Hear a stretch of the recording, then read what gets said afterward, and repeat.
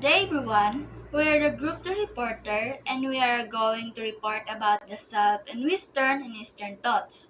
So I'm the first reporter. I am Maria Alexandra Pareño, and the other part of the report will be discussed of my members. So we have the two different self, and this is the individualistic self and collective self. And now we will proceed to the individualistic self. So ano nga ba ang individualistic self? So pag sinabi natin na individualistic self, sila yung mga independent person. They like to think and do things in their own way. Rather than imitating other people, individualistic says that you should be able to wear what you want. People are responsible for themselves and can live fairly with a little interference from outside. People are aware of their individual rights and limitation of his freedom in the extant society. So dito, yung tao is responsibilidad niya ang kanyang sarili. At dito ay may mga batas sila na sila lang yung sumusunod nito. Halimbawa, if may grouping sa classroom, ito yung mga taong walang mga pakialam kung ano yung meron dyan. Dahil nakapokus sila sa kanilang mga sarili. Kaya itong individualistic self or Western thoughts ay makikita natin ito sa side of world, which is yung countries nito is America, North and South, and Europe. Pagdating naman sa Eastern thoughts of self, dito na papasok si collective self.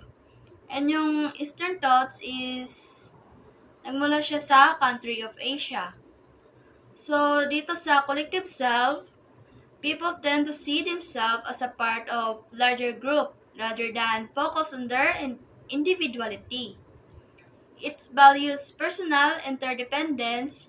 People see themselves as connected to others, define themselves in terms of relationship with others, and see their characteristic as more likely to change across different contexts, considering the needs and feelings of others. Although members of individualistic cultures might describe themselves in terms of personality, traits, and characteristics. Example, I am smart, funny, athletic, and kind. Those from collective self-culture are more likely to describe themselves in terms of their social relationship and rule. Example, I am good parent. So ngayon, pupunta naman tayo sa Western thoughts kung saan yung individualistic ay ina-apply. Ang Western thoughts ay mula ito sa Greek philosophy. So tulad ng sinabi ko kanina, nagpo-focus ito sa individualistic self, na kung saan priority nila yung sarili nila. Like walang pakialamanan at hindi nila pinapansin yung anong meron sa iba. Mas pinapriority nila yung sarili lang nila. So, ang Western thoughts hindi siya nakafocus sa grupo kasi individual. Mag-isa lang. Hindi gaya sa Eastern thoughts kung saan may mga kasama ka dito. Kasi yung Western thoughts, meron silang freedom, kalayaan sa sarili, at hindi nila inintindi yung iba.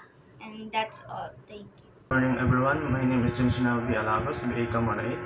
There are many cultures, particularly in the West, that encourage individualism.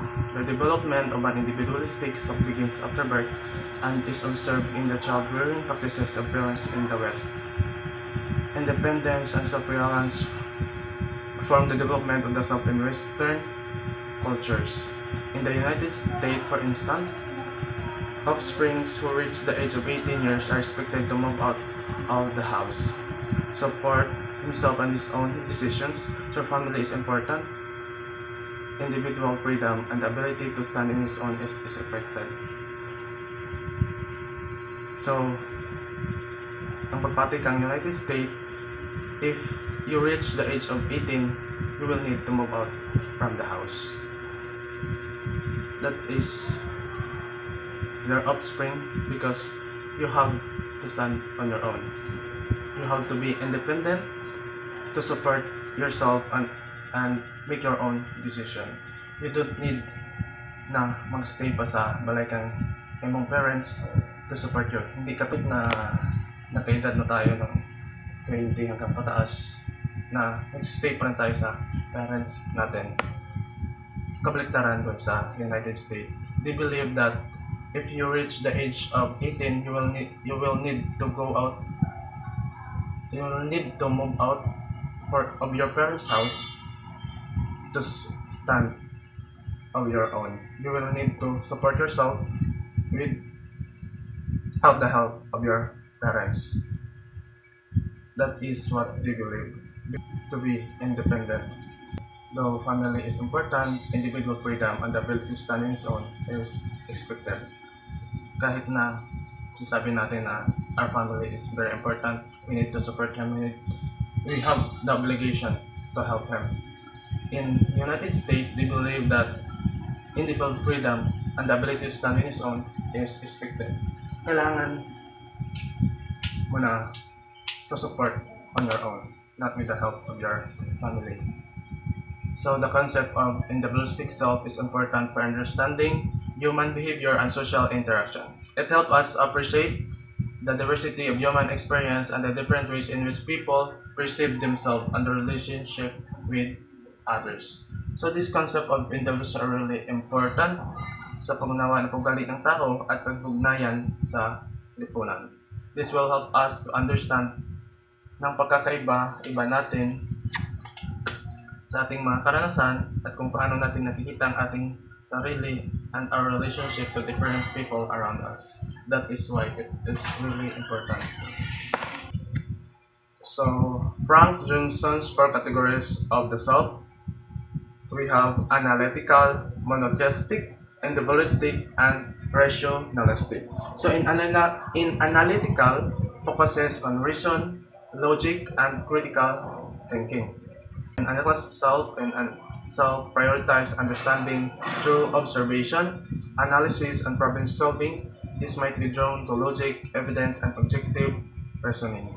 So magkon kita nga analytical self, logic, and evidence. Analytical involve problem solving, logic, and evidence. Monotheistic refers to belief in one God. This involves a strong sense of connection to higher power, a commitment to religious values, or belief in predetermined destiny. Action of your own destiny. All of us, magkon kita nga monotheistic, we believe in the sense of God that will help us shape our own self, since that the sense of purpose, moral guidance, community, and support. So in individualistic, this emphasizes personal autonomy, independence, and self-resilience. This might prioritize personal goals, achievements, self-expression, freedom, choice, and the ability to shape their own destiny. So in individualistic self, ayon kay Frank Johnson's, that is, we have to shape our own destiny. A freedom to choose what we want, kung anong gusto natin sa ating sarili. We have a freedom to choose of our own destiny. So in individualistic, that is personal growth, creativity, and innovation, and self-reliance. So in rationalistic, heavily on reason and logic as the primary source of knowledge. Self might be driven by logic, evidence, and objective reasoning. So magkakita nga rationalistic is naka-realize sa primary source of knowledge. First, that we have the primary source in the internet, evidence to prove something. Rationalistic, critical thinking, problem solving, and objectivity. So in summary, this will help us to know more ourselves and help us understand. Sa pamagitan nito ay nagkakaroon tayo ng layunin at mabuhay ng mas makabuluhan. Let's go on to the Eastern thought. The emphasis is relational than individual. This means that they value the belief and cultures ng isang grupo o lipunan na mas mataas na kalagahan sa pagkakaisa. So they raise questions about the ultimate meaning of life. They always asking about the ultimate meaning of life, death. self is considered not isolation but in relation to other, society, and the universe.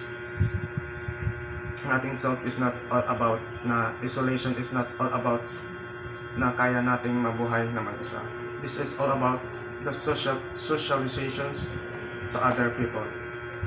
It's about socialize to other people to survive. This example is no man is an island. Na kailangan natin to survive with the help of other people to know and engage with them, to know them better and help us gain more knowledge and help us their cultures more. Also, Eastern society are high practical, and in the Eastern, through their concept of understanding the self, usually related in religion.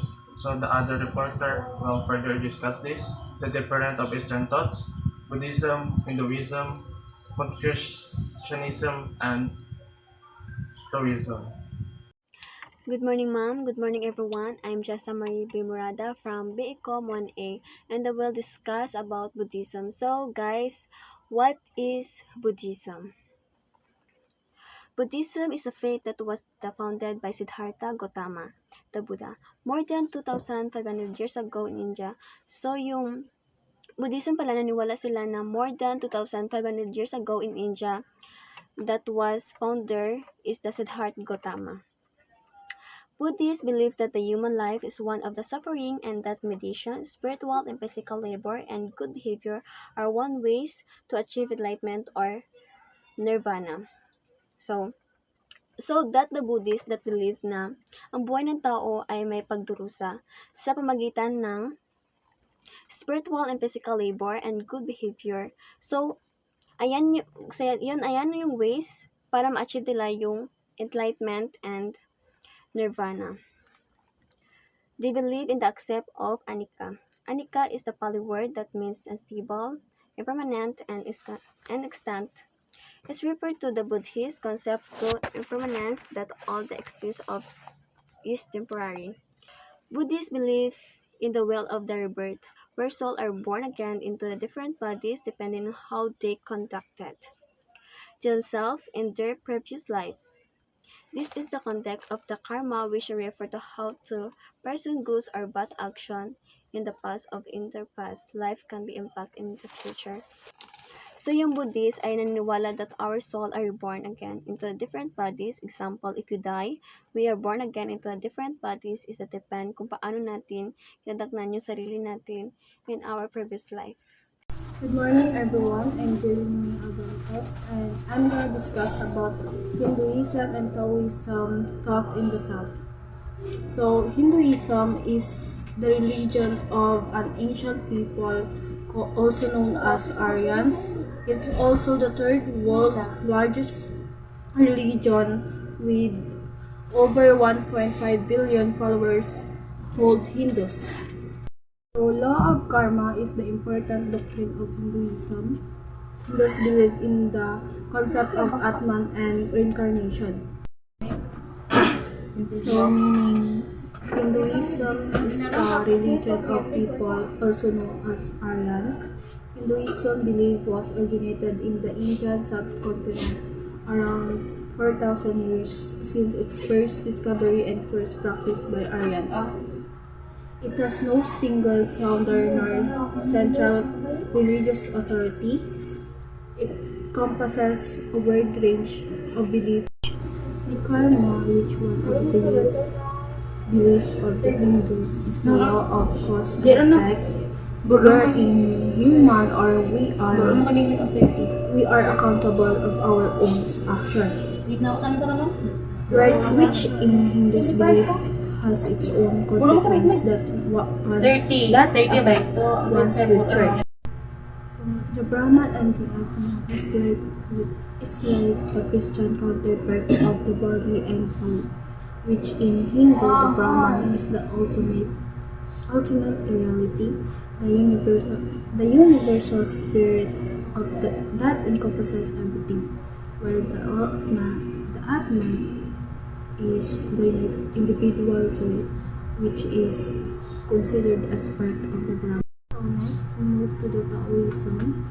Taoism is a religious or philosophical tradition of Chinese origin which emphasizes living in the harmony with the Tao or the Way. The self is an extension of cosmos, not of social relationship. The Tao is commonly regarded as a nature that is the foundation of all that exists. Tao denotes the principle that is the source, pattern, and substance of everything that exists. Taoism displays a hierarchical view of the self-society or cosmos. Yin is the black and yang is the bright side. The target is to have a perfect balance between the negative and positive. Meaning that Taoism is also known as Taoism. It is a religious and philosophical tradition which originated in China around 4th century BCE. It is based on teaching of Lao Tzu and Tao Te Ching, which is the text.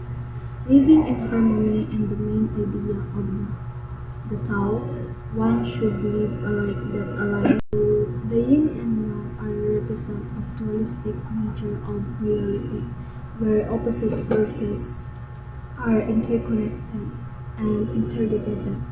The yin is which refers to the things such as darkness, serenity, and receptivity, while the yang is linked into the light, masculinity, and activity.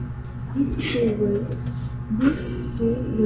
as a balance element, which is essential for maintaining harmony in the universe and in the individual life.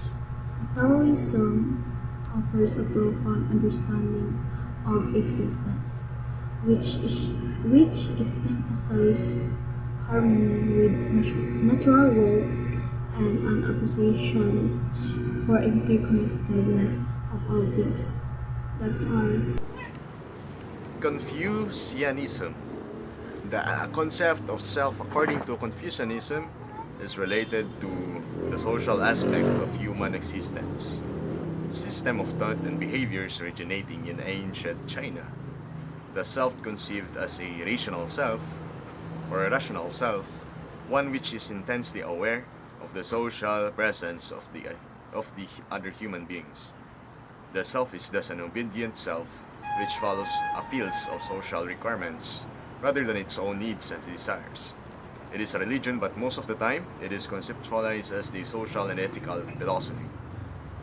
We will now proceed to collective self. The identity of the individual is lost and does not exist except as a part of the group. The family and the society control how the group members should think and act, generally conduct themselves in a society. So sa part kadya kang collective self is ang karakter ka sa kataho is wala ga exist and nagadura ta na except sa mga tao nga part ka sa kapamilya. So sa kapamilya, may sa kataho nga kakontrol ka sa kapamilya nga to kung paano tanda mag-ubra, paano tanda mag-isip para maging part tanda sa society. The self here is seen as dynamic tanda magbulag. Collective self is the group which as sa kataho din tanang belong. It is how the group thinks, behaves, and achieves its goals. There are only group decisions and group goals, and the essence of the existence of the group is survival. Collective self consists of those aspects of the self that are based on memberships in social groups or categories.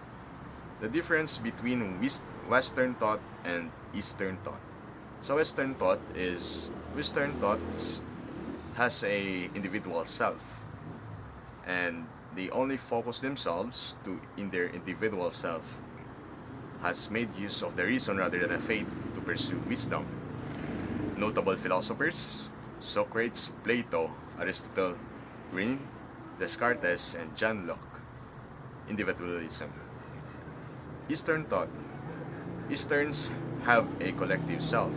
Eastern though focus themselves with the relation to other people and to the society, has trusted in the intuition, and is often associated with the religious beliefs.